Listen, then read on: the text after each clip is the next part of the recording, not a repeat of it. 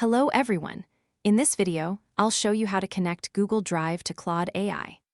First, open Google Chrome and search for Claude AI. Open the official Claude website and sign in to your account. Once you're on the Claude dashboard, click on your profile icon in the bottom left corner. Then, click Settings.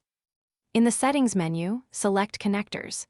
If you don't see Google Drive in the list, click the Add button at the top, then select Browse Connectors. On the next screen, search for Google Drive and click on it. Now, click Connect. You'll be asked to sign in to your Google account and grant Claude permission to access your Google Drive.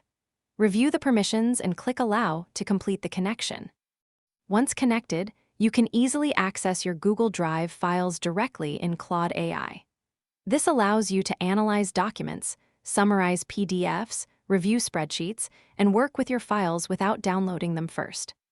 That's how you can connect Google Drive to Claude AI.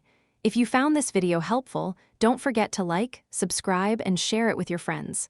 Thanks for watching.